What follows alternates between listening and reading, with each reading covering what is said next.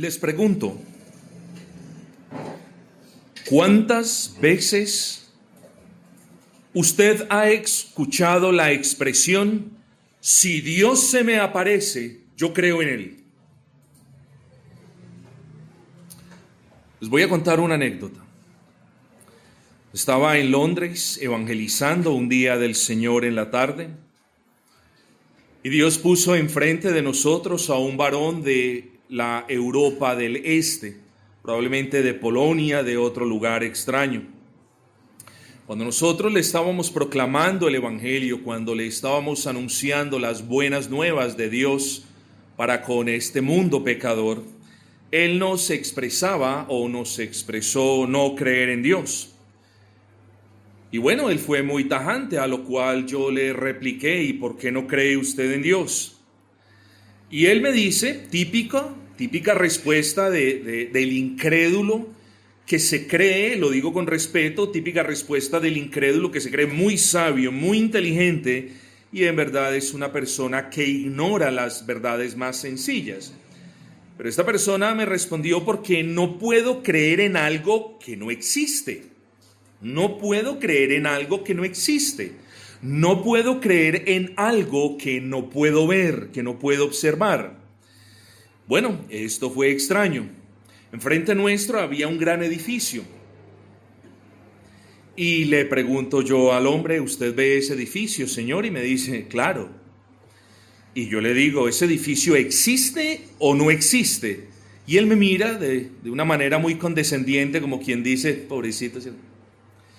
Y yo le dije, ese edificio existe, pero usted no puede ver lo que sostiene ese edificio.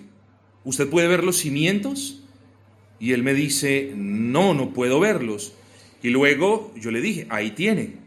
Argumentar que algo no existe o que alguien no es lo que es en realidad simplemente porque no lo vemos es un razonamiento falaz. Espero que haya comprendido el punto.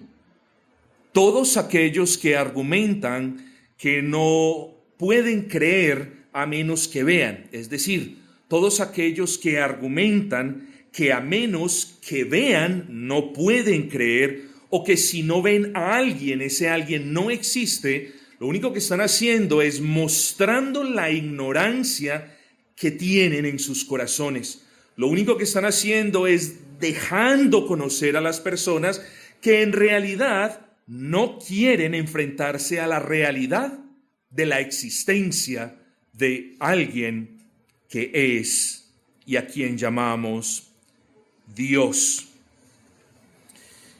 Quiero que piense en lo dicho una vez más.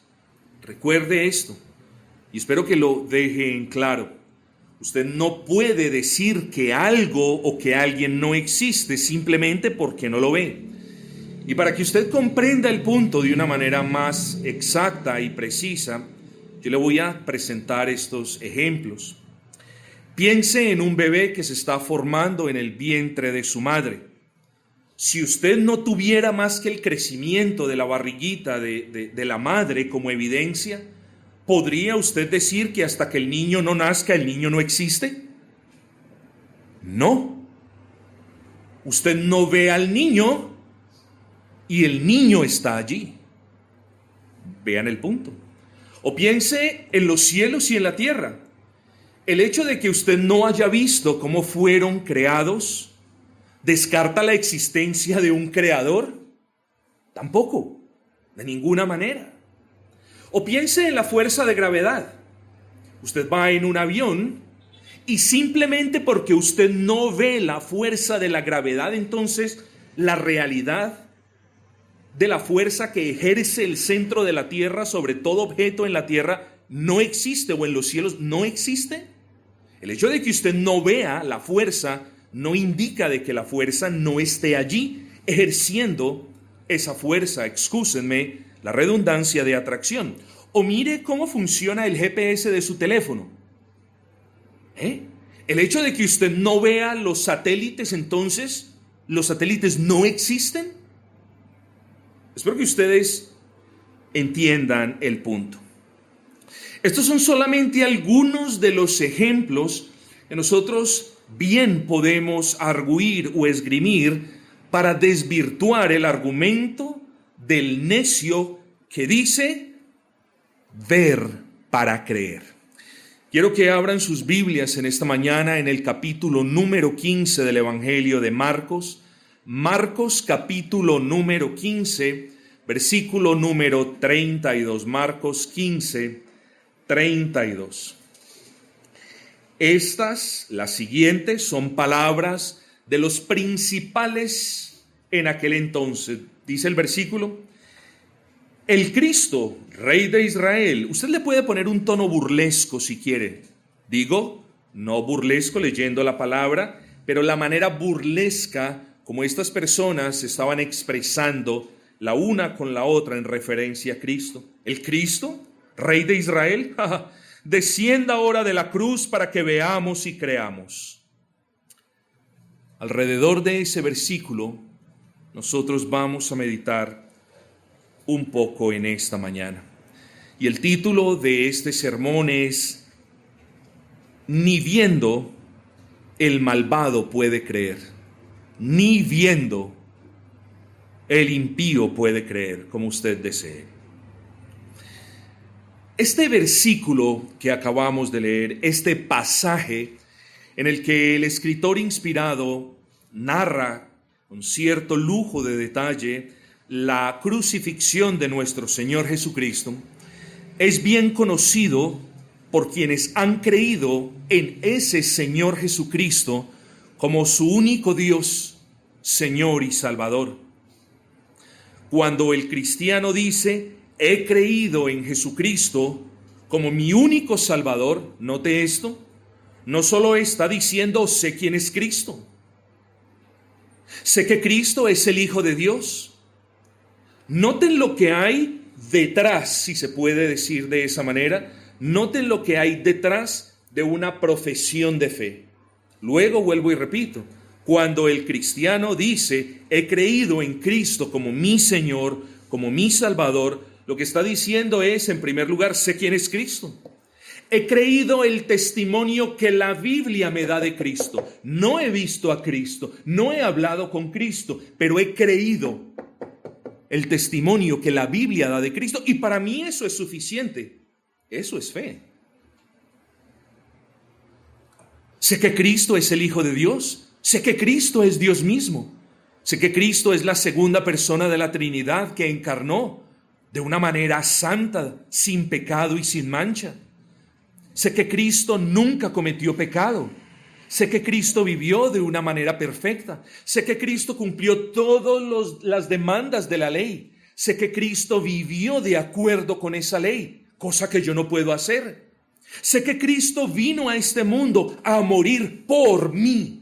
No solamente sé que Cristo vino a morir por el hermano aquel, por la hermana aquel, sino que el cristiano, cuando dice creo en Cristo, está diciendo sé que Cristo vino a este mundo a morir por mí, por mis pecados, por mis transgresiones.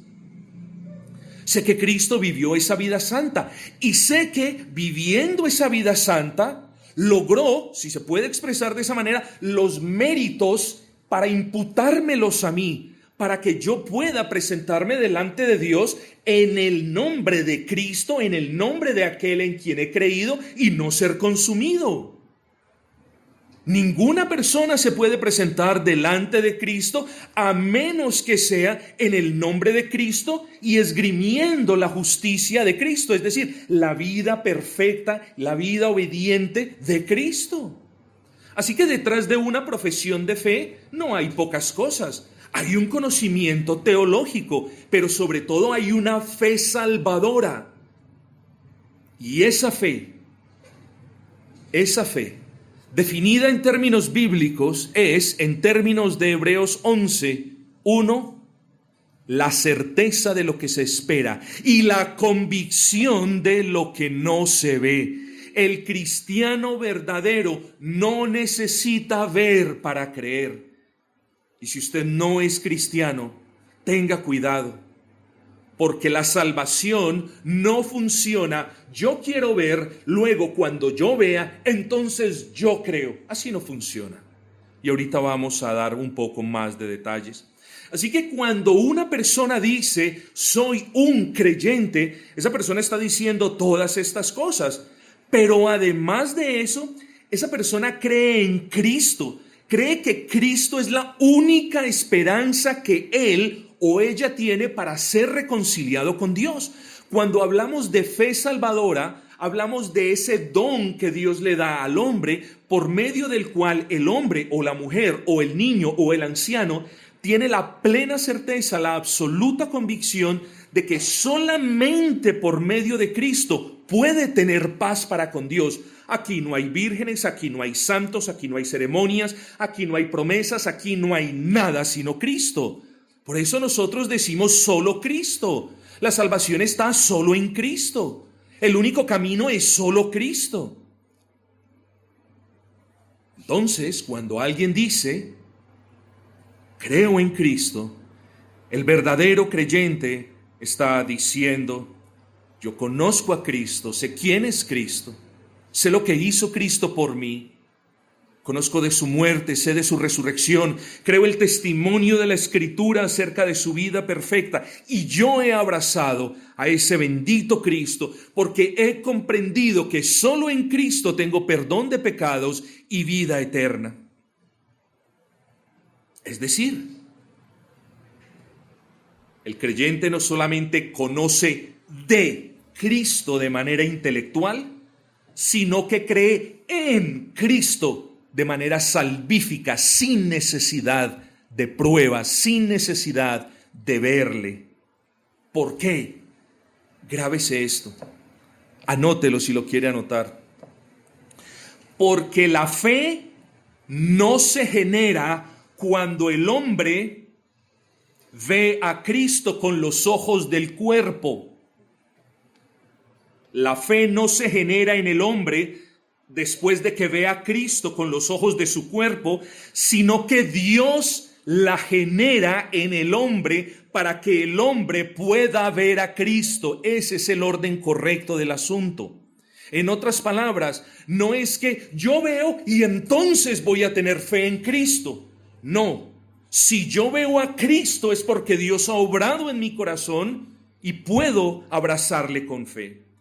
Luego, querido amigo que aún no es creyente, mire la necesidad que usted tiene de pedirle a Dios, no señales de los cielos ni apariciones maravillosas para que entonces usted crea.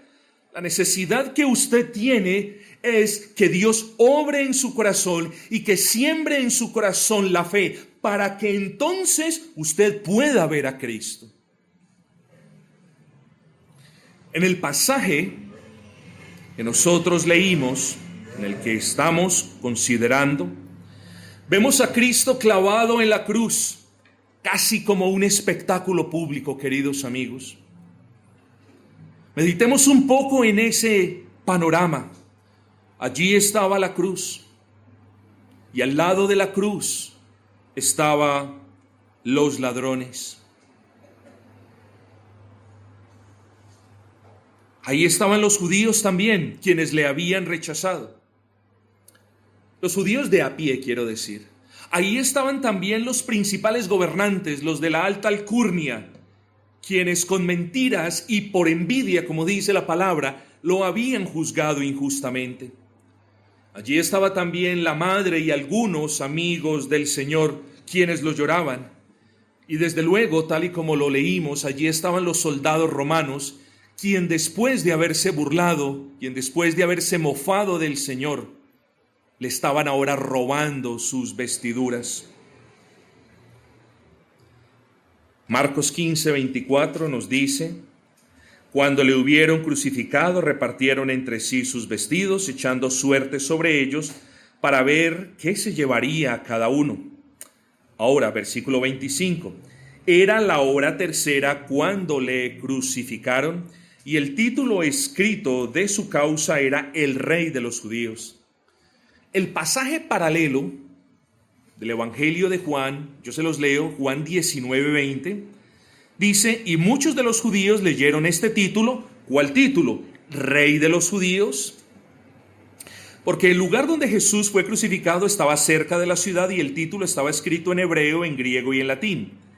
Dijeron a Pilato los principales sacerdotes de los judíos, o con esto, no escribas rey de los judíos, sino que él dijo que él era el rey de los judíos. Y ahí es cuando tenemos la famosa respuesta de Pilatos, quod scripsi scripsi, que quiere decir lo escrito está. Fue una grandísima providencia del Señor, porque lo que fue escrito era la realidad de Cristo. Cristo es el Rey. Y aquí podemos apreciar un ejemplo aún más claro y evidente encima de los que ya mencionamos anteriormente. El hecho de que alguien niegue la existencia de algo o de alguien no significa que ese algo no exista o que ese alguien no sea quien él en realidad es. El punto es este. Los judíos negaban a su rey, pero por negarlo, el Señor Jesucristo no estaba dejando de ser rey. ¿Sí me comprendió el punto? El hecho de que los judíos aceptaran a Cristo como rey o de que los judíos negaran a Cristo como rey no incidía, no cambiaba para nada el hecho de que Cristo es rey. Es el rey del universo entero. Y es el mismo caso de quienes niegan la existencia de Dios. El hecho de que millones de personas lo nieguen no quiere decir que Dios no existe. Y es el mismo caso de quienes niegan que Dios creó el universo. El hecho de que nieguen eso no quiere decir que Dios no lo haya creado. Luego yo hablo a su corazón, porque si usted hasta el día de hoy no ha abrazado a Cristo, porque simplemente quiere una señal del cielo, quiere una manifestación milagrosa para poder creer, lo está poniendo en una posición precaria, en una posición delicada, en una posición de la que muchos, no pueden salir. Porque si usted está esperando una manifestación del cielo para poder creer, créame que Dios no está en el negocio de saciar la curiosidad incrédula de la gente. Usted necesita entender eso.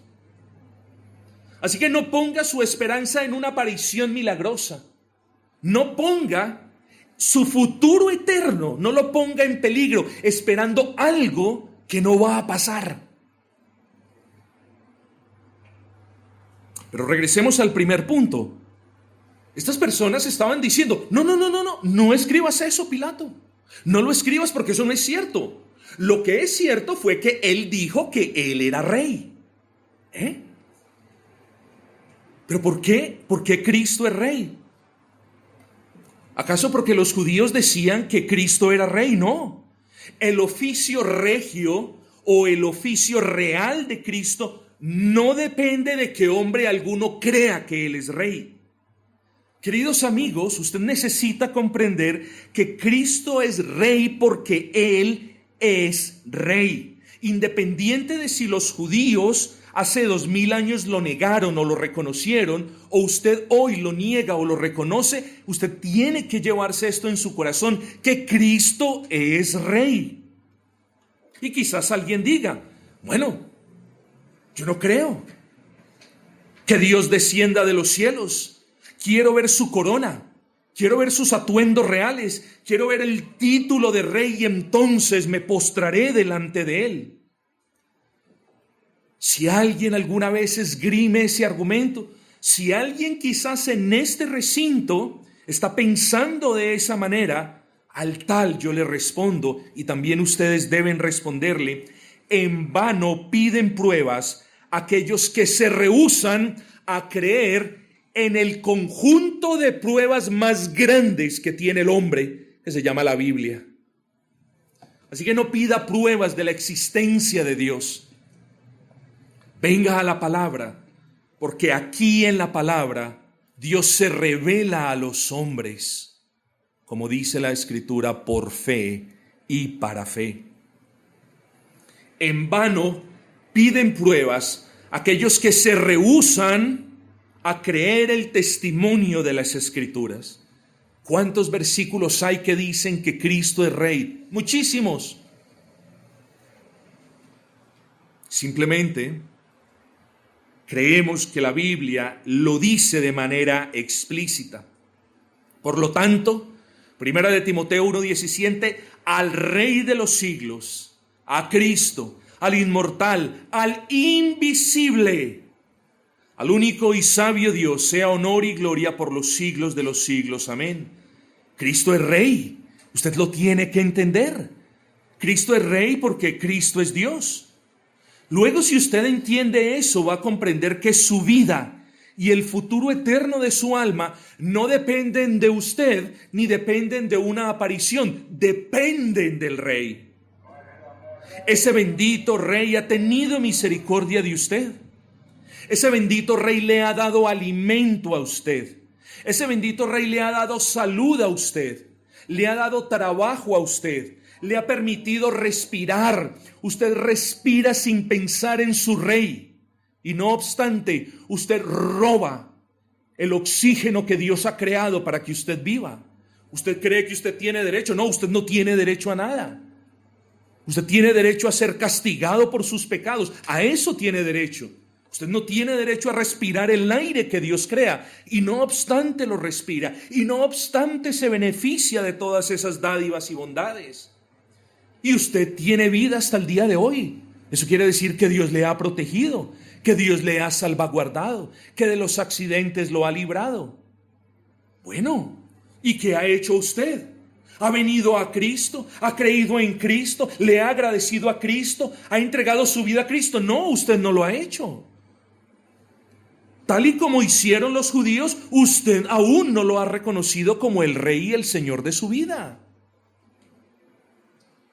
Usted aún no se ha postrado delante de Él.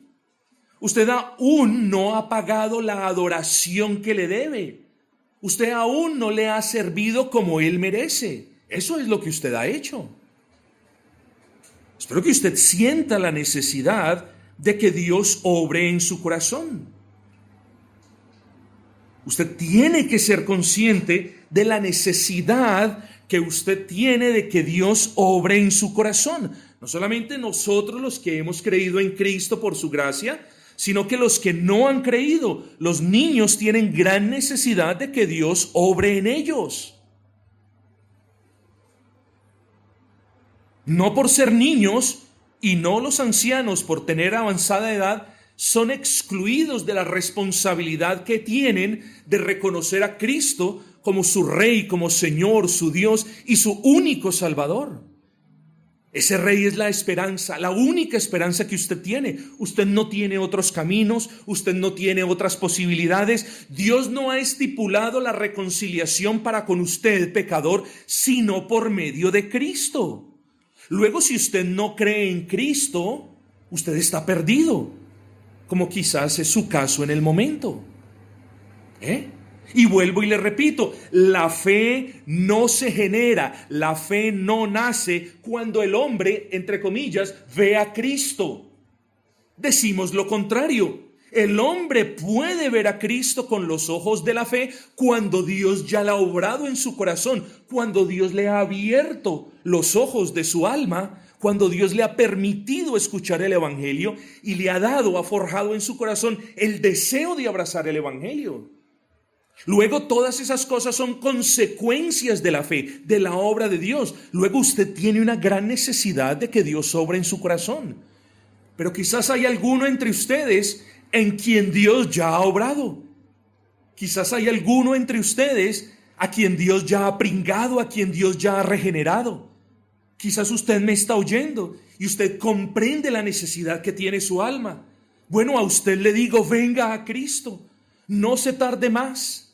Porque si usted viene en fe delante de Dios, abrazando a ese bendito Cristo, Dios le concede salvación de inmediato. Porque no hay condiciones para la salvación, porque no hay nada que usted tenga que traer para la salvación. Solamente basta que usted esgrima la fe que Él mismo le ha dado y será salvo. Luego, usted no tiene necesidad de ver. Usted debe creer y usted podrá creer no cuando vea, sino cuando Dios obre en su corazón. Luego, lo principal en su vida no es que usted vea señales y milagros y prodigios, sino que vea al Cristo del que me habla la Escritura. Esa es su prioridad.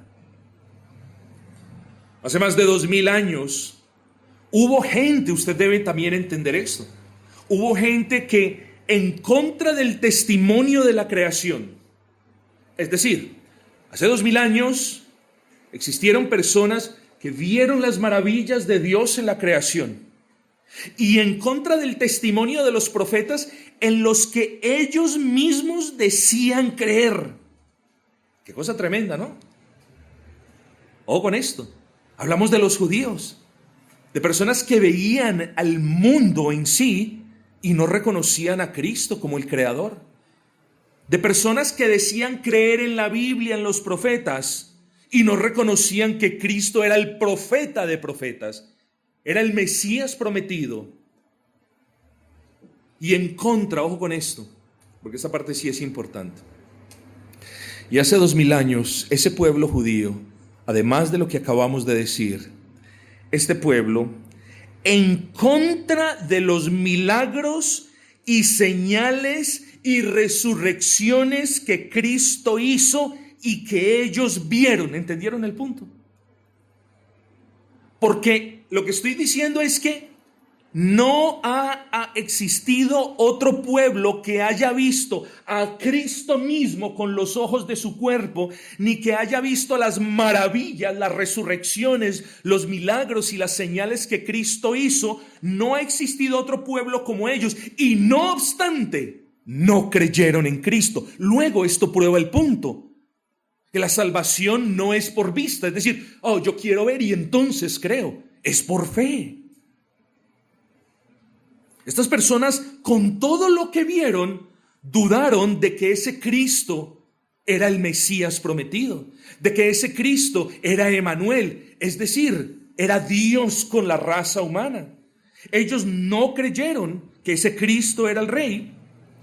Y de nuevo, el que no hayan creído no implicaba que Él no lo fuera, primero, y el que no hayan creído en Cristo como Rey no los dejaba con alguna excusa para asumir las consecuencias de haberlo negado.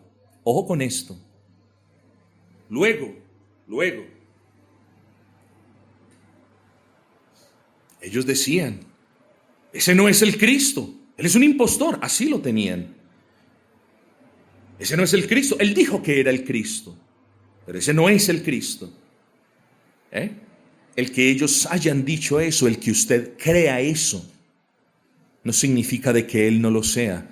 Y segundo, tanto usted, amigo o amiga, como ellos, no son inexcusables de las consecuencias de no abrazar a ese Cristo como su único Rey, Señor y Salvador. Los judíos vieron la persona de Cristo y no creyeron. Vieron las obras de Cristo y no creyeron. Vieron los verdaderos milagros, señales y prodigios de Cristo y no creyeron. Y ahora llega usted y cree que viendo a Cristo podrá creer. No puede. ¿Por qué? Por lo que le he dicho. La fe no se genera en el hombre después de que vea a Cristo, sino que cuando hay una verdadera fe, él puede ver a Cristo. No de manera visible, sino con los ojos de la fe. Así que no es yo veo para creer, sino yo creo y entonces veo que Cristo es la segunda persona de la Trinidad. Veo que Cristo es la única esperanza que tengo de paz y de reconciliación para con Dios. Luego el argumento, si veo, creo, es una excusa de aquellos que se rehúsan a creer todo lo que dice la Biblia al respecto de Cristo.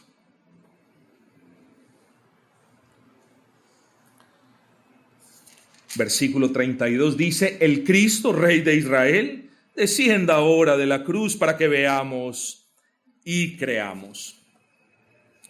Amigos, ¿ustedes creen de verdad que si el Señor hubiese descendido de la cruz, estas personas hubiesen creído en Él? ¿Y entonces hubiesen sido salvas así de sus pecados? Hace un momento se los dije. Hace un momento se los dije.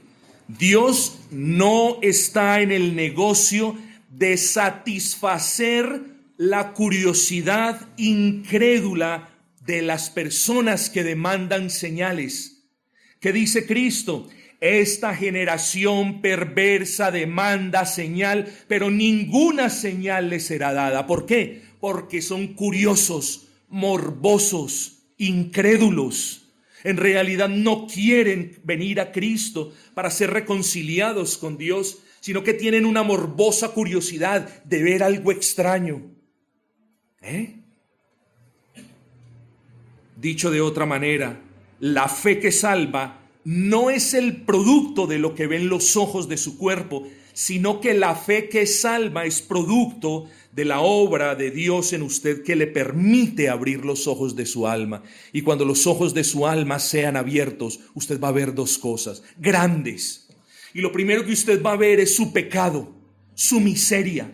Si usted aún no ha visto su miseria, si usted aún se cree muy respetable, muy trabajador, una mujer muy digna, una esposa muy buena, si usted aún no ha visto la miseria de su vida, usted aún no ha abierto los ojos, o Dios no le ha abierto a usted los ojos de la fe. Si usted aún no es consciente de la necesidad que tiene, usted aún no conoce nada del asunto. Y en segundo lugar, si usted no ha visto a Cristo, usted también, o de usted también se puede decir, está ciego y no puede discernir nada espiritual. Así que ¿de qué servirá ver a Cristo si usted no sabe quién es Él y a qué vino al mundo y por qué murió clavado en una cruz? ¿Qué beneficio podrá traer eso para su alma si usted no puede verlo a Él con los ojos de la fe como la única esperanza de salvación y vida? Entonces, yo creo que todos aquí en este recinto ya tenemos el asunto en claro. La actitud correcta del pecador no es que Cristo se manifieste y entonces prometo que yo creeré en Él. La actitud correcta del pecador debería ser: Señor, abre los ojos de mi alma para que pueda ver a Cristo por medio de la fe y para que pueda ir a Él a abrazarlo en fe. Esa es el punto adecuado. Queridos amigos, quiero aproximarme poco a poco al final de este sermón, pero no sin dejarles de pedir que presten atención a lo siguiente. La gente que pide señales para creer es la gente que, pese a las evidencias, se rehúsa a creer. La gente que pide milagros para creer es la gente para las cuales ni una infinitud de milagros ni de señales será suficiente. ¿Usted me cree o no me cree? Si se lo pruebo por la Escritura, me tiene que creer.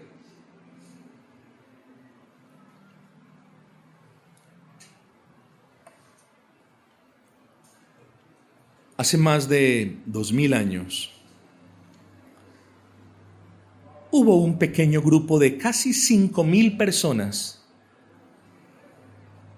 que no estaban ni cerca de un pueblo, ni cerca de un Oxxo, ni cerca de un D1, ni cerca de un supermercado, ni cerca de ninguna parte donde podrían comprar alimentos.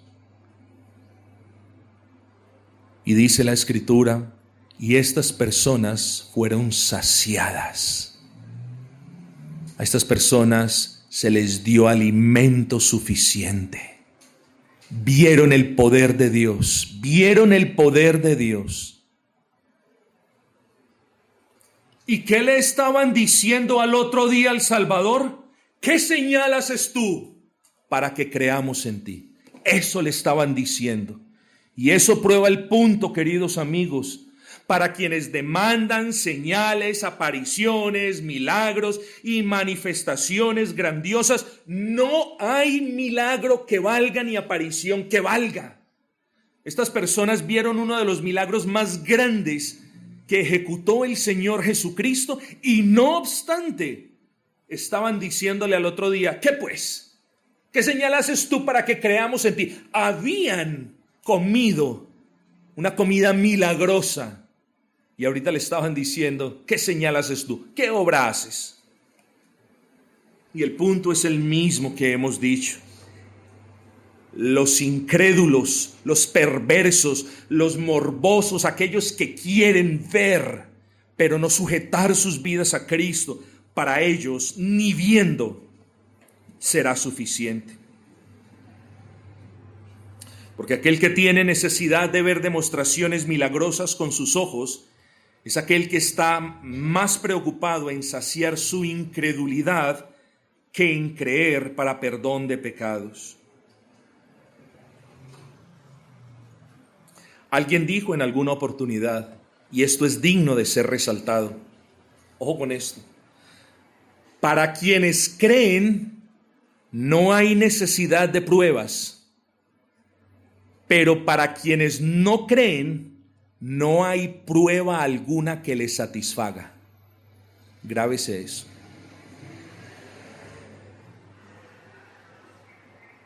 Le ruego pues entonces que desista, que se rinda ya delante del Señor y desista de estar pidiendo pruebas. Señor, aparécete y yo creeré en ti. Señor, manifiéstate y yo creeré en ti. No, Él ya lo hizo. Él ya apareció. Él ya se manifestó. Dios se manifestó en la persona de Cristo hace más de 2000 años. ¿Para qué? Para nacer sin pecado y convertirse entonces en el Cordero sin mancha, en el representante de aquellos que creemos en Él. Porque no podemos tener un representante tan pecador como nosotros o menos pecador que nosotros. Tenemos que tener un representante puro, libre de mancha, libre de pecado, porque si ese representante no existe, nadie se puede presentar delante de Dios y luego todos tenemos que ser condenados.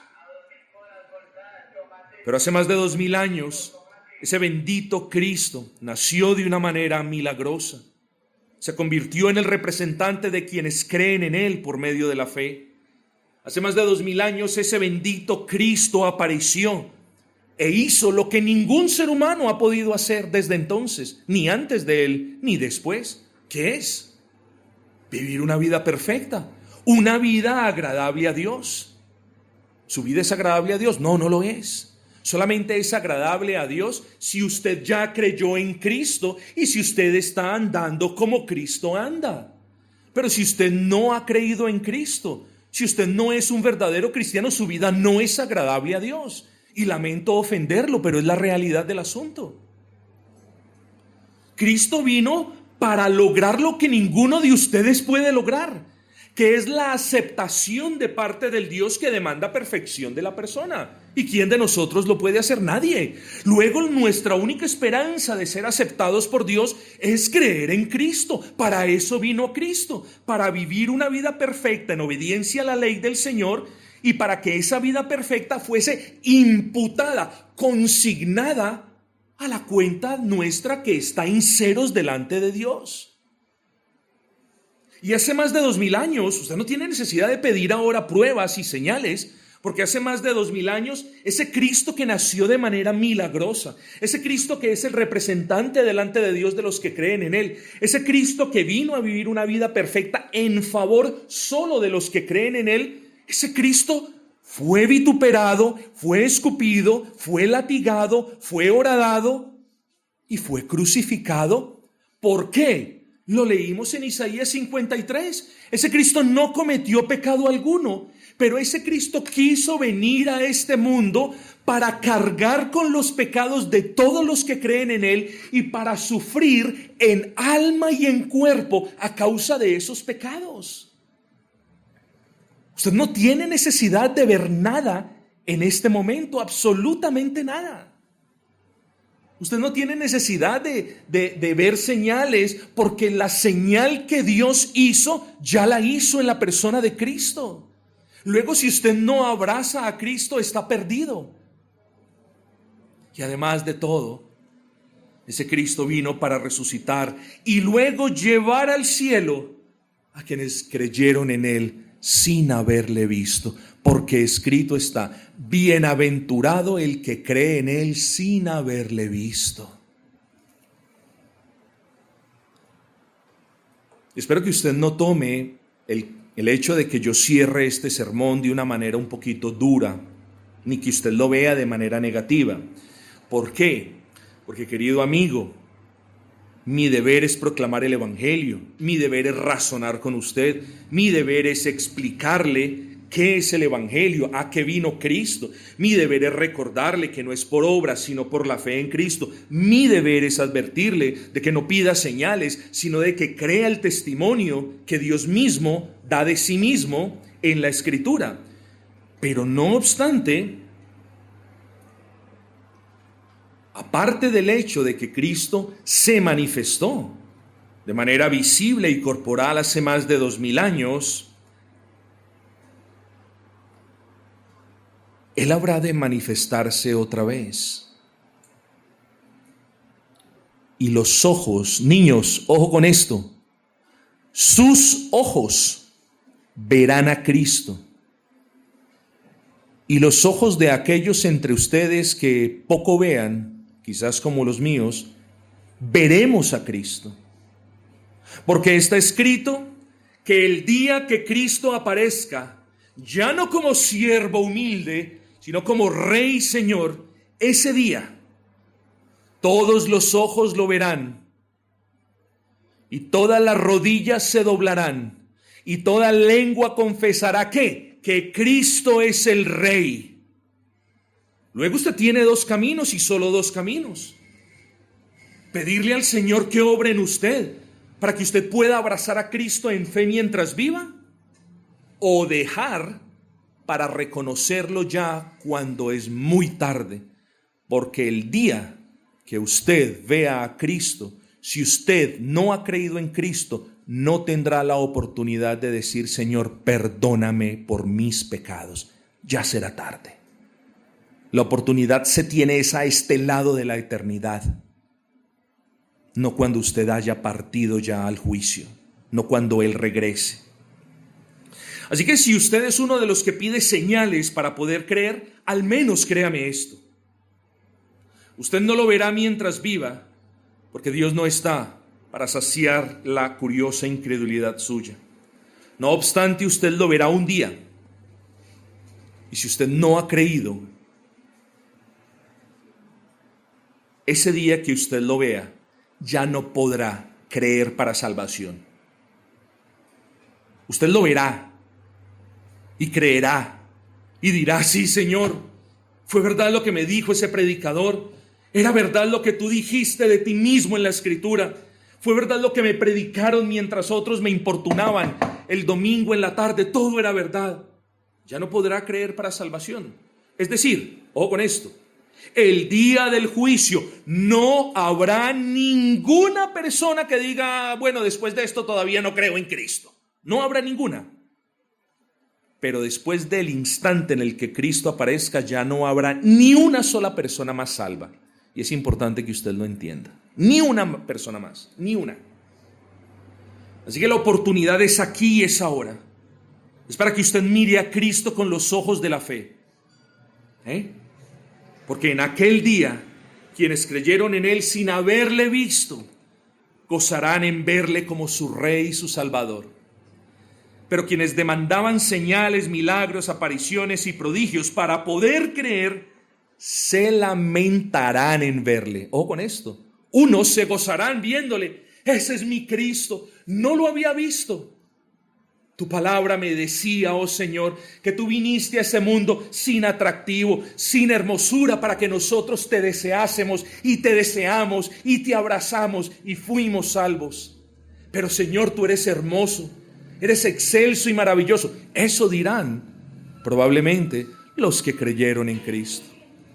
Pero los que no creyeron y se la pasaron pidiendo señales y pruebas, quieren que les diga algo: no lo verán como su Salvador, lo verán como su juez. Lo verán como el juez que juzgará su persistente incredulidad. Quienes entre ustedes no abracen a Cristo, lo verán como el juez que los juzgará al lado de quienes una vez dijeron: descienda ahora de la cruz para que creamos en Él. El Señor tenga misericordia de las almas que aún no han puesto su confianza en el Señor Jesucristo.